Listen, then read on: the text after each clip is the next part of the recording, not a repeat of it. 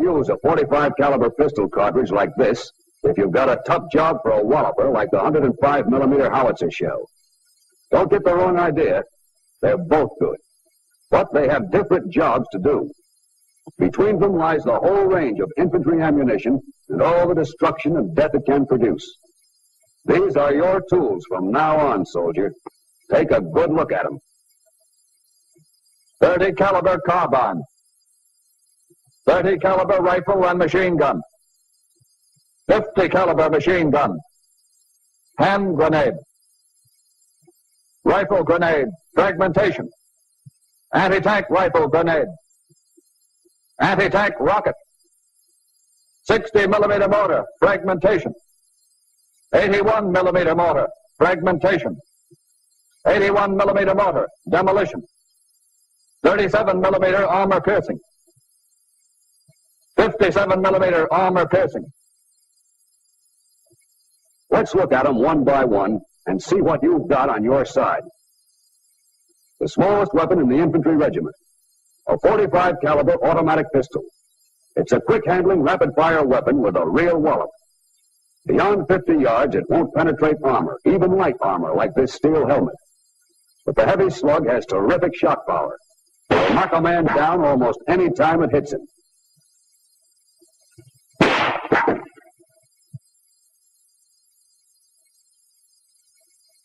You can use it in a tough spot at close range. But the real bite of the infantry is 30 caliber ammunition. This is the stuff you're going to have to live with. You use both types, 30 caliber rifle and 30 caliber carbine. Take a look at the carbine first. It has replaced many pistols in the infantry regiment. It's most effective at short ranges, where you can fire 40 aimed shots a minute. At a range of 100 yards, this is what the carbine can do to a Nazi.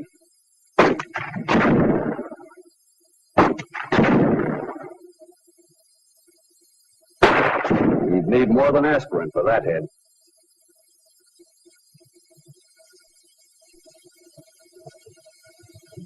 Those monkeys aren't all behind trees. Take your time. A lot of these guys are going to be dead if you take your time. Squeeze them off, make it good. Pretty handy, that carbine. Even though it weighs only 5 pounds, it's a killer if you know just when to use it. Don't try to knock out a tank with it. But if a truck like this comes along, 5 pounds of carbine can be more effective than a 5-ton roadblock.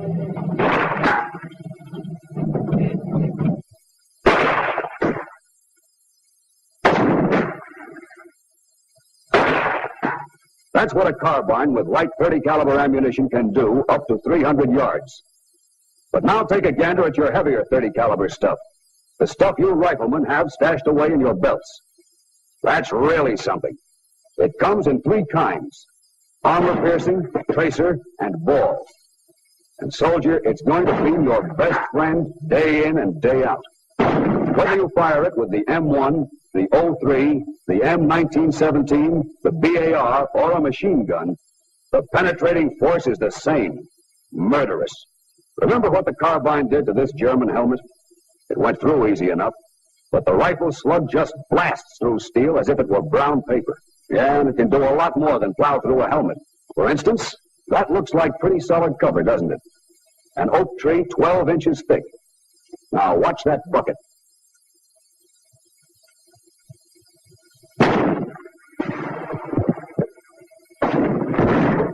Through the tree, through the bucket. That would make a pretty dead Nazi. Maybe you never realized what that 30 caliber of yours can do. Maybe you forgot. Well, take a look at this concrete wall. It's 4 inches thick. On the range, you find out that your rifle is the most accurate in the world. Now you'll see that it's got a punch to match. Anyone using that wall for cover would do it just once. At ranges up to 200 yards, armor-piercing ammunition can smash through this kind of wall any time, any day.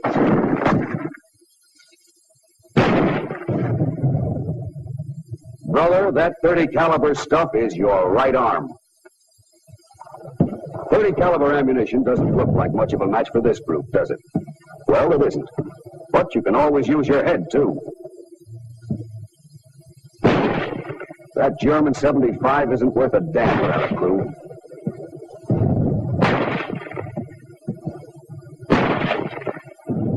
Sure, the gun's still there, but so is your rifle. Plug the recoil mechanism. Or smack him in the eye, knock his sights out. That's a pretty sight, a blind German gun. You can put the clincher on it, knock it out for keeps with an incendiary grenade.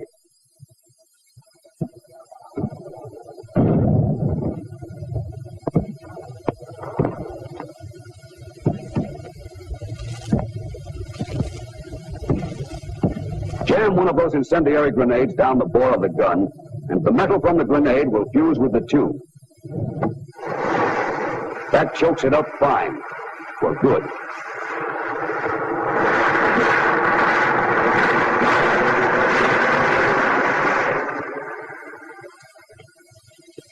Plenty or nothing.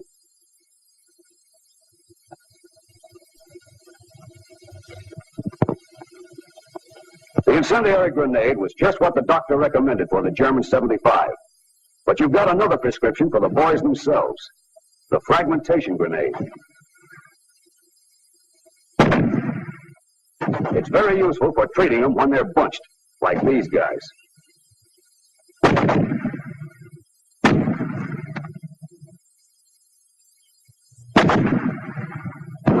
Flying fragments will give them a long rest cure. You've got different grenades for almost any situation. Suppose you're in a spot and want to advance behind a smoke screen. Well, reach into your bag for a white phosphorus hand grenade. It throws burning particles as far as 20 feet.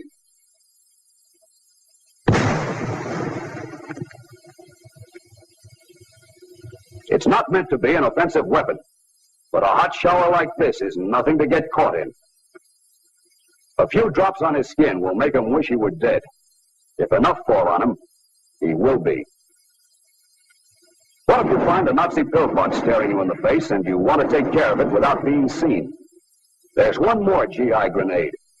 The Army calls it the frangible grenade with the FS filler. But if that sounds like double talk to you, just remember this. It produces a heavier smoke screen than the white phosphorus hand grenade. It hangs around a lot longer. It'll cover the movement of more men and help them get up there to smash that pillbox. Now for your automatic weapons. Lesson number 1. These 5 men with M1s are getting off a total of 80 aimed shots a minute. This man coming up with the automatic rifle, the BAR to you, can also fire 80 shots a minute himself.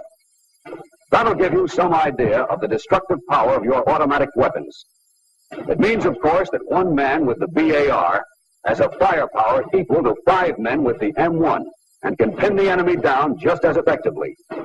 The 5 riflemen are now free to maneuver. They can come around and try to hit him on the flank.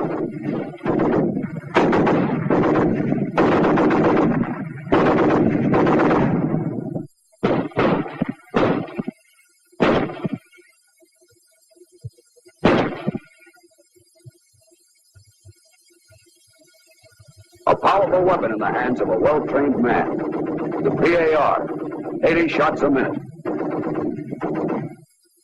But a machine gun is more powerful than a BAR. Nothing but the best for the master race. And this is a machine gunner's dream. He can mow them down like wheat at 250 rounds a minute.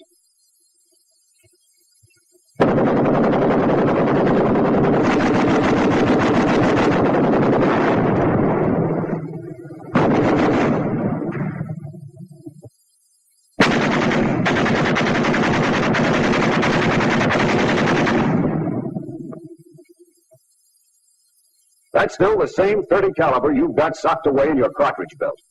Coming out of your M1, it's deadly, sure. But when it's pouring out of a machine gun, light or heavy, it can make a man look like a sieve in a matter of seconds. Machine guns can tackle all kinds of targets. For example, it's got plenty of pepper for a dish like this.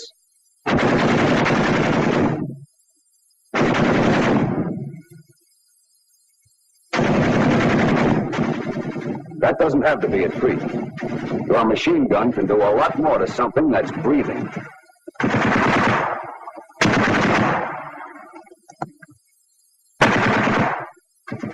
And this won't be a wall much longer.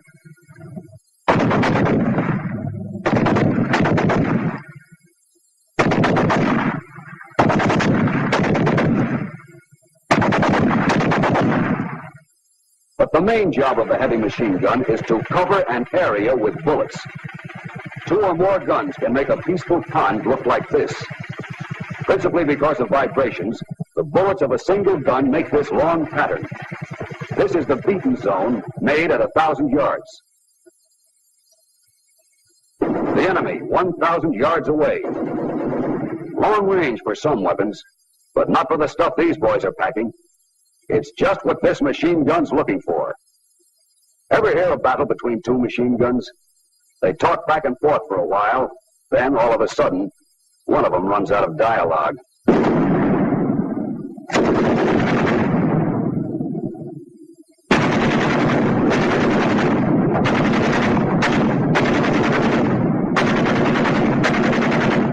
Our machine gun has a good position. It's protected from flat trajectory fire. But the enemy has mortars, and mortar fire is high-angle fire which can slam down from the sky.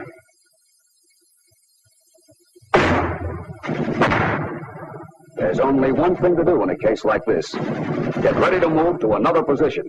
Meanwhile, we have mortars too. 2 kinds. This 81 millimeter, whose shell has an effective radius of 25 yards, and the 60 millimeter, whose shell has an effective radius of 17 yards. Our mortars can take care of the enemy's machine guns. And with the high angle of fire, they're mortars as well.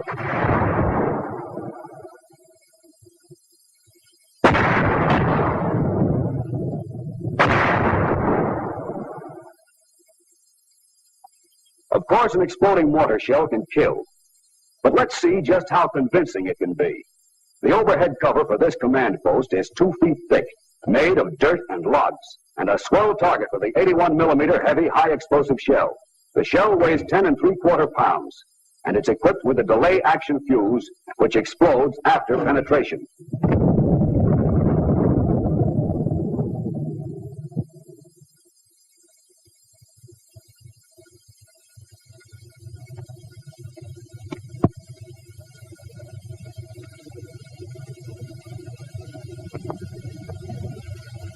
The mortar also fires smoke shell. The white phosphorus may set fire to very dry materials, and it will produce casualties. But its main job is to blind the enemy with a heavy white smoke.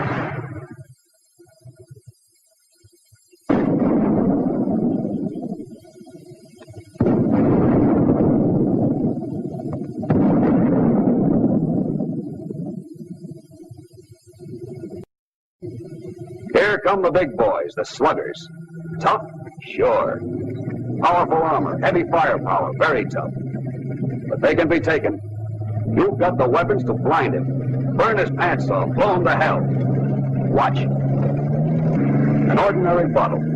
Fill it with fire and you've got a Molotov cocktail. These cocktails can be homemade from gasoline, crankcase drainage, and saturated rags. Light the stuff with a match. 3 alarms for any tank in the business. If you have one of these M1 frangible grenades equipped with an igniter, you can forget the homemade cocktail. But whichever you use, the Molotov cocktail's no party for guys in a tank. You may not always have a cocktail, but you will have a rifle. It won't rip the tracks off a tank or puncture the armor, but a rifle can make it button up. You can jab his eyes out.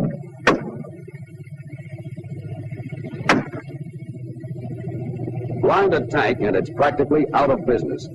But you don't have to gamble on hitting a target as small as a slit if you've got an anti-tank grenade. This is the most powerful weapon you carry. It makes you a walking arsenal. It weighs 1 1/4 pounds. and it'll do a go-to-hell job on any light or medium tank.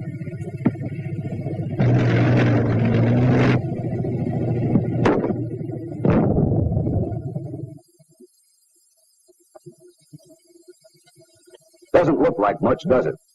But don't kid yourself. The steel that came from that hole was shattered into fragments that whizzed inside the tank like a gang of hornets. You can put that kind of a hole in a tank from 75 yards. But remember, whenever you can, hold your fire. Wait till the tank is smack up on you. Now, give it to him.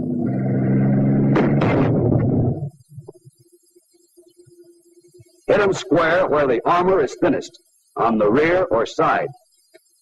Don't let the words anti-tank throw you. Watch what it can do to an enemy machine gun packed with plenty of sandbagging.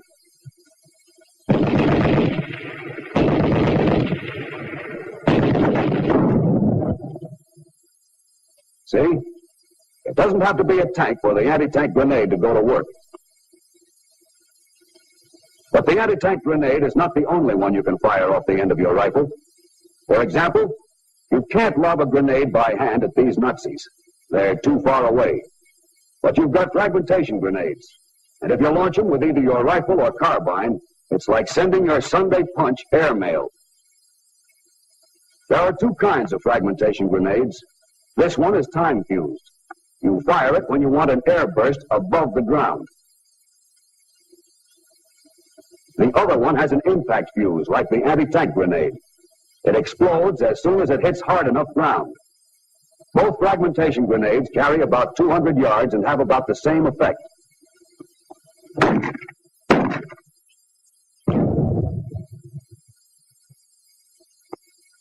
If any of those supermen are within 5 yards of either burst,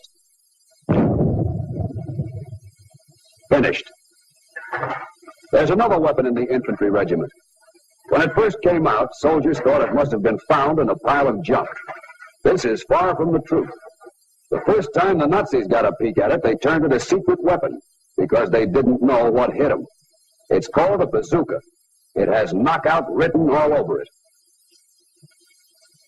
Like everything else in the Army, it's got an official name, the anti-tank rocket launcher, and it'll tackle almost any kind of target. It can stop a tank all by itself. Stop it cold. A few on a railroad, and the enemy goes back to mules. A sandbag emplacement is no place for the enemy to hide. Not when he's hiding from the bazooka.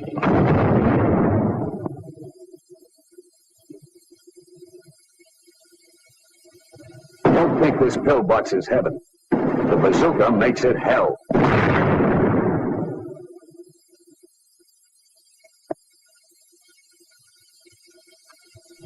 But the bazooka has one special dish, a light or medium tank.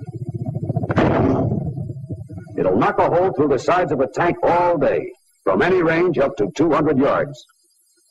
Okay, you've seen a rifle smash a vision slit. You know how the anti-tank grenade and the bazooka can plow through armor. Now let's see how the 37mm anti-tank gun earns its keep.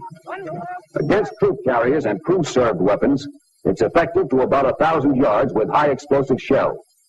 The armor-piercing shell will do the job against tanks to about 400 yards, and against half-tracks and armored cars at ranges up to 1,000 yards. On wheels, hut! It has a high rate of fire, 30 shots a minute.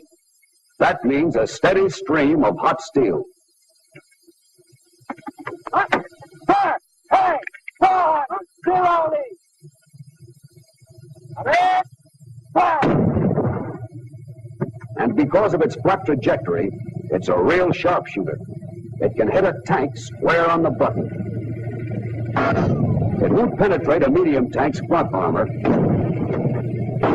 only dent it. But just let the tank turn its side.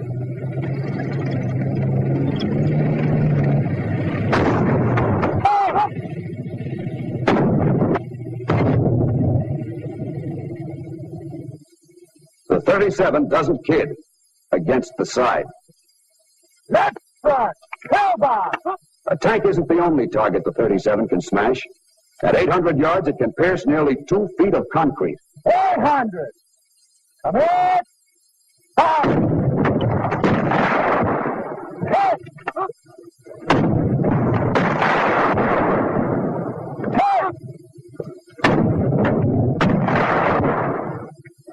Cease firing! The 37 cuts them down to size. In this case, the projectile penetrated 21 inches.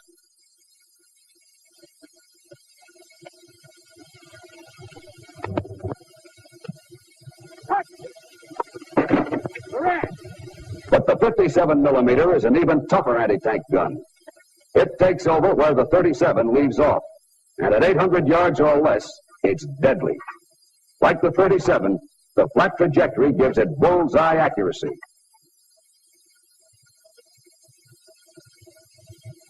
Ready. 400. 0 lead. Up. Come in. Fire.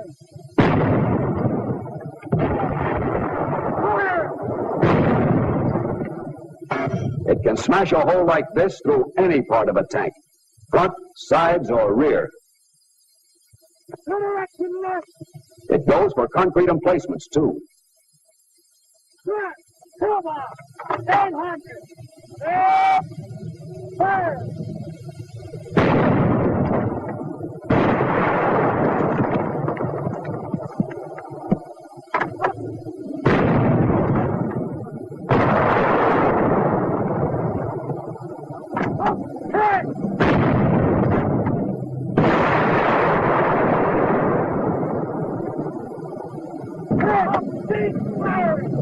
All in the salvage company.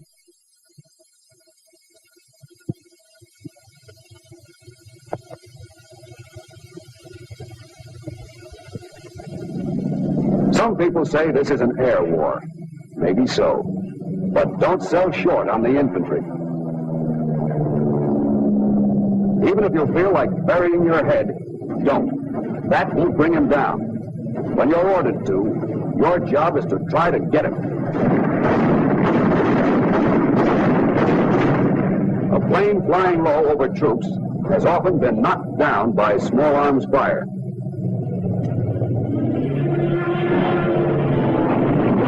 Of course, the infantry doesn't have to rely entirely on its rifles against planes.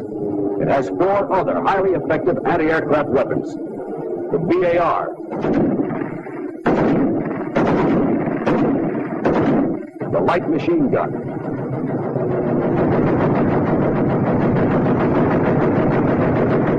the heavy machine gun,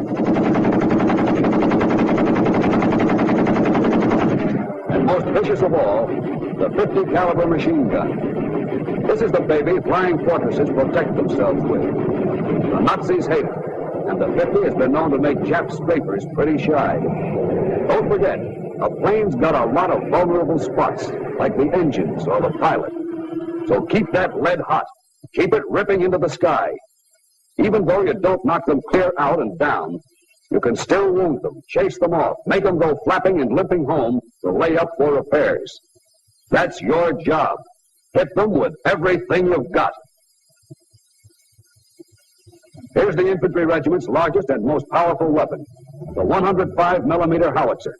It's the infantry's bulldog. It goes for targets too tough for any of its other weapons. Enemy cannon, anti-tank guns, concrete emplacements, roadblocks. Its effective range is nearly 3 miles, and it's light and easy to handle.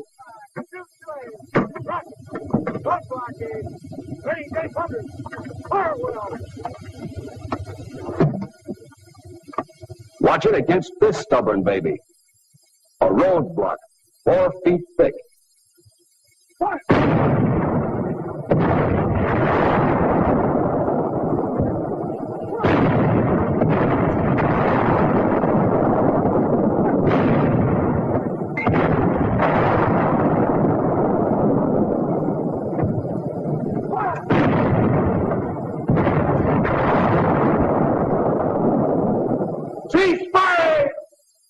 This is the result of only 5 shots.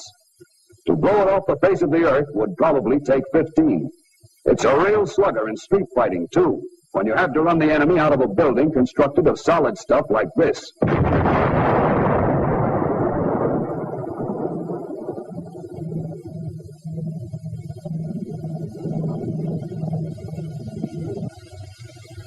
Here are the two whoppers the howitzer pounds out. Assassins, both of them. The high-explosive shell for jobs like the roadblock, and the high-explosive anti-tank shell for jobs like this.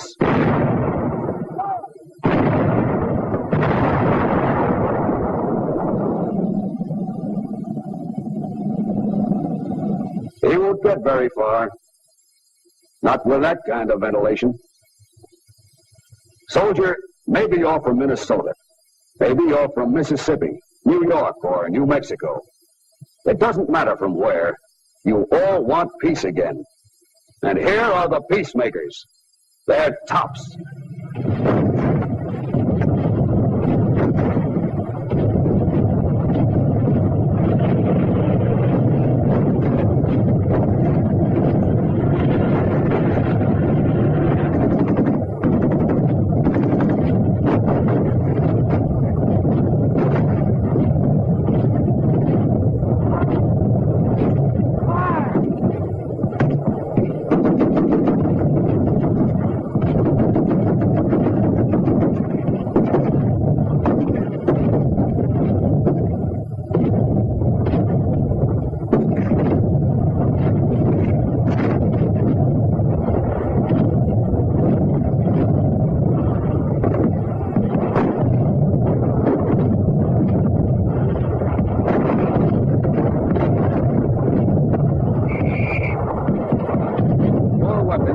Everything you've seen in this picture and more. But a weapon is only as good as the man behind it. So give 'em hell. And someday you'll be marching in the streets, bringing the peace all Americans want.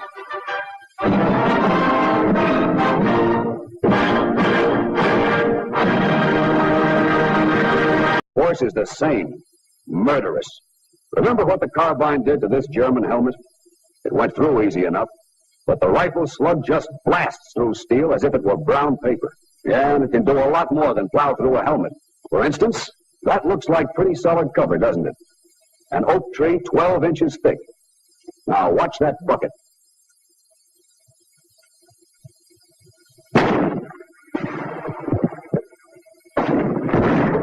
Through the tree, through the bucket. That would make a pretty dead Nazi. Maybe you never realized what that .30 caliber of yours can do. Maybe you forgot. Well, take a look at this concrete wall. It's 4 inches thick. On the range, you find out that your rifle is the most accurate in the world.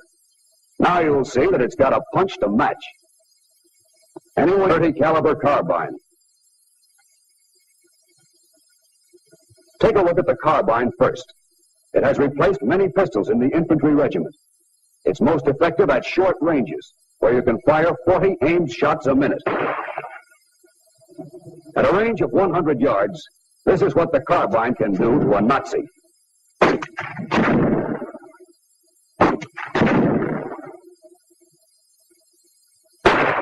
You'd need more than aspirin for that head.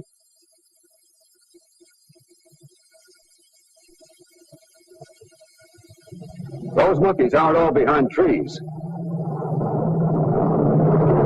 Take your time. A lot of these guys are going to be dead if you take your time. Squeeze them off, make it good. Pretty handy, that carbine, even though it weighs 37 millimeter armor piercing. 57 millimeter armor piercing. Let's look at them one by one and see what you've got on your side. The smallest weapon in the infantry regiment. A 45 caliber automatic pistol. It's a quick-handling, rapid-fire weapon with a real wallop. Beyond 50 yards, it won't penetrate armor, even light armor like this steel helmet. But the heavy slug has terrific shot power. It'll knock a man down almost any time it hits him.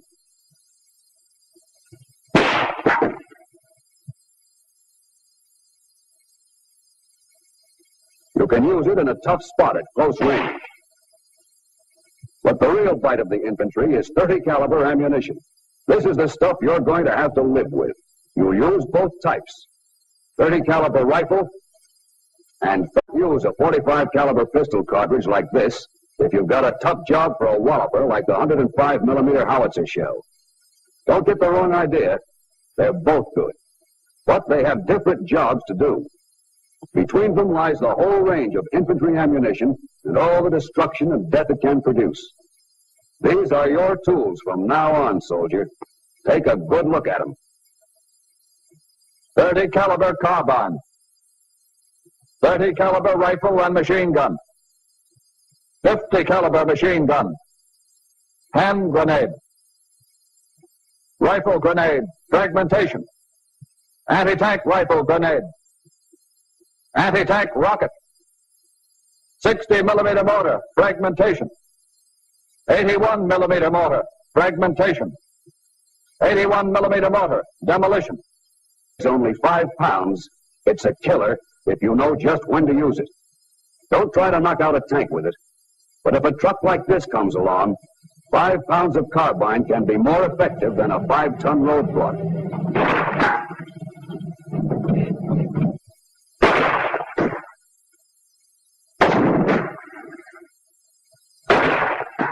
That's what a carbine with light 30 caliber ammunition can do up to 300 yards. But now take a gander at your heavier 30 caliber stuff. The stuff you riflemen have stashed away in your belts. That's really something. It comes in 3 kinds: armor-piercing, tracer, and ball. And soldier, it's going to be your best friend day in and day out.